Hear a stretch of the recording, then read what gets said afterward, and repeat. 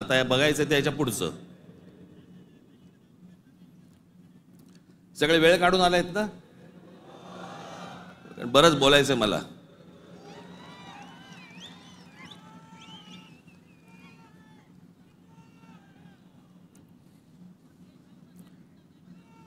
अनेक विषय, निवडणुका झाल्यानंतर अनेक विषय झाले, अनेक विषय बोलले गेले.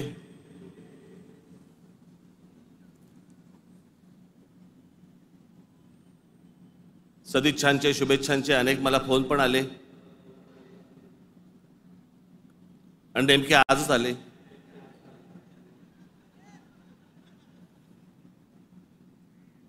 आज का आले याचे अर्थ मला समजतात, जरा जपून.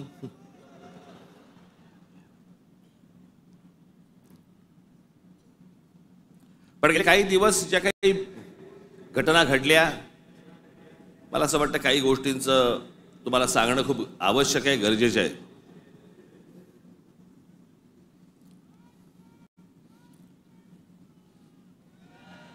त्यातला पहिला विषय म्हणजे कुंभमेळा. मी त्याशी म्हटल्याप्रमाणे ते आमच्या बाळा नांदगावकरांनी पाणी आणलं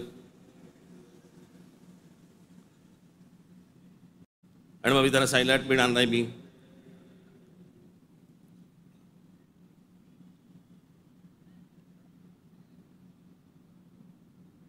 मग नव्याने वारं शिरलेल्या काही हिंदुत्ववाद्यांना असं वाटलं, अरे मी कुंभमेळ्याचा अपमान का?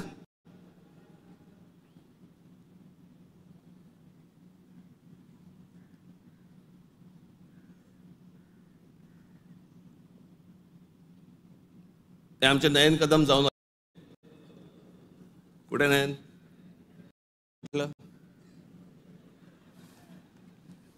म्हणे, आतमध्ये गेल्यावरती असं झालं म्हणे. म्हटलं नाही, खालून प्रेत गेलं असेल एखादं.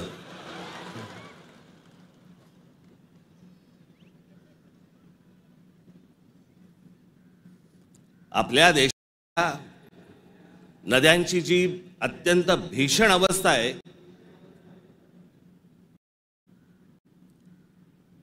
ज्याला आपण माता म्हणतो, नदीला देवी म्हणतो,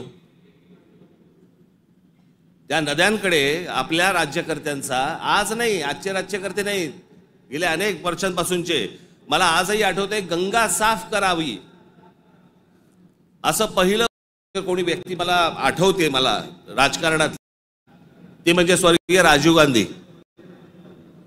राजीव गांधी ज्यावेळेला पंतप्रधान झाले त्यावेळेला त्यांनी गंगा साफ करण्याचं काम सुरू केलं. तेव्हापासून अजून गंगा साफ करतायत.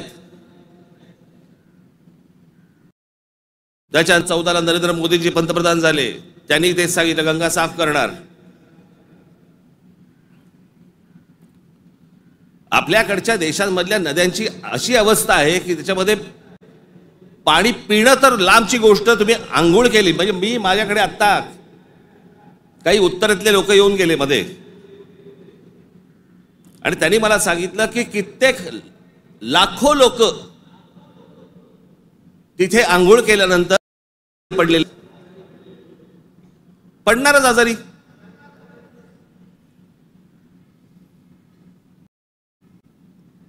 त्या गंगेवरची काय परिस्थिती आहे? प्रश्न हा गंगेच्या अपमानाचा नाहीये, प्रश्न हा कुंभमेळ्याच्या अपमानाचा नाहीये, पाण्याचा,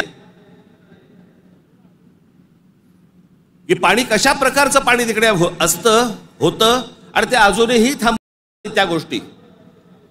खरं तर वेगळ्या ठिकाणी तुम्ही जागा देऊ शकता. सहज एक मिनिट भरासाठी म्हणून मी तुमच्या समोर गंगेची आत्ताची परिस्थिती काय आहे ती मी तुम्हाला फक्त दाखवतो.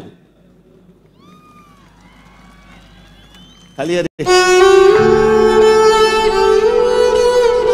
खाली आण त्याला, खाली आहे.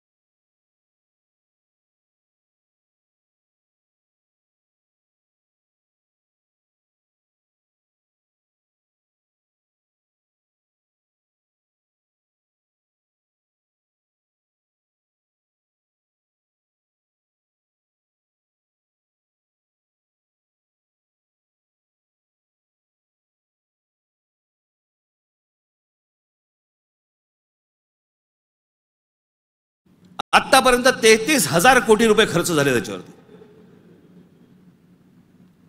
तुम्ही आता तो महंत बघितला ज्याला बोटीतनं तसाच्या तसाच टाकून दिला.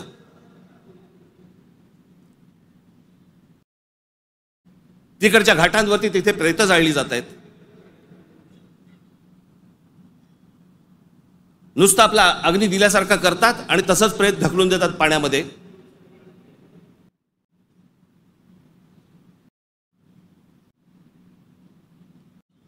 हा कोणता धर्म?